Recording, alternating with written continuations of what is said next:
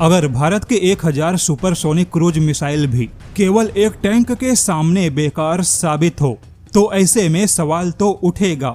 और यह सवाल उठाया है स्वीडन की सबसे बड़ी रक्षा थिंक टैंक सिप्री ने कुछ ऐसे कड़वे सवाल उठा दिए जो कि भारत के मिसाइल पावर और अमेरिका के सुपर वन को सीधे चुनौती है। यहाँ पर आपको बता दे, भारत के मिसाइल पावर और अमेरिका के सुपर वन को चुनौती, इन दोनों की स्थिति में बहुत बड़ा फर्क है। ऐसे में यह पूरी रिपोर्ट बहुत ही ज्यादा दिलचस्प होगी, जहां पर आप सभी को भारत की सही ताकत का और अमेरिका के झूठे ताकत का पता चलेगा। जैसा कि आपको पता है, अमेरिका की रेटिंग एजेंसियां दुनिया में सबसे बड़ी धोखेबाज हैं और अमेरिका ने हमेशा अपनी रेटिंग एजेंसियों को किसी हथियार जैसा इस्तेमाल किया।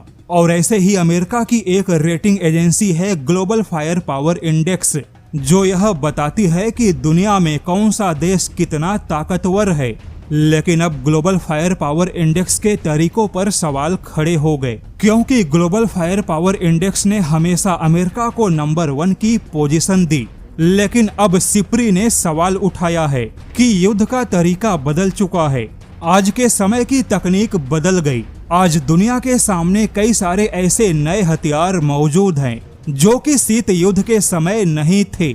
लेकिन फिर भी ग्लोबल फायर पावर इंडेक्स के रैंकिंग का जो तरीका है वह तो अब भी शीत युद्ध के समय का पुराना तरीका है, जहां 1000 क्रूज मिसाइल की कोई गिनती नहीं। 1000 क्रूज मिसाइल को कोई वेटेज या पॉइंट नहीं मिलता, किंतु अगर किसी देश के पास में 50 साल पुराना एक टैंक भी मौजूद है तो केवल उस एक टैंक को 1000 क्रूज मिसाइलों से कहीं ज्यादा पॉइंट और वेटेज मिलता है। जबकि आज के युद्ध में उसी टैंक को बहुत ही मामूली और सस्ते आत्मघाती ड्रोन से निशाना बनाया जा सकता है।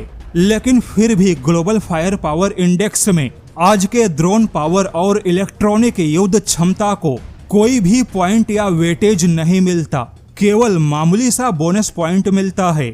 लेकिन अब यहीं पर भारत के मिसाइल को लेकर भी सवाल उठा कि अगर भारत के पास में अमेरिका के एक मिसाइल के कीमत में 3 या 4 मिसाइलों को बनाने की क्षमता है तो ऐसे में भारत के मिसाइल फ्लेक्सिबिलिटी को अमेरिका से बेहतर क्यों ना माना जाए। हालांकि ग्लोबल फायर पावर इंडेक्स में दुनिया के किसी भी देश के परमाणु हथियार या परमाणु मिसाइलों की कोई गिनती नहीं होती, तो ऐसे में अगर परमाणु हथियारों को छोड़ दिया जाए, वहीं गैर परमाणु हथियार या गैर परमाणु मिसाइल को शामिल किया जाए और उन हथियार या मिसाइलों की कीमत को अमेरिका के हथियार और मिसाइलों के कीमत के साथ में संतुलित किया जाए, तो दुनिया के ग्लोबल फायर पावर की रैंकिंग में बहुत बड़ा उलटफेर हो सकता है। आज ईरान के ड्रोन पावर और बैलिस्टिक मिसाइलों ने अमेरिका के पसीने छुड़ा दिए और इन हथियारों ने बहुत ही भारी नुकसान पहुंचाया। तो आज ऐसे ड्रोन पावर और बैलिस्टिक मिसाइलों को युद्ध की मुख्य क्षमता में रेटिंग के हिसाब से शामिल किया जाना चाहिए। लेकिन अमेरिका की रेटिंग एजेंसियां ऐसा नहीं करेंगी, क्योंकि अगर ऐसा हुआ तो कई देश ऐसे हैं जो कि टॉप 10 की लिस्ट से बाहर हो सकते हैं। सिप्री के मुताबिक ग्लोबल फायर पावर इंडेक्स कभी नहीं बताता कि उसके पास में कौन से रक्षा विशेषज्ञ हैं और उसने कौन से देश के टैंक और विमानों की संख्या को कहां से इकट्ठा किया या उसका आधार क्या है।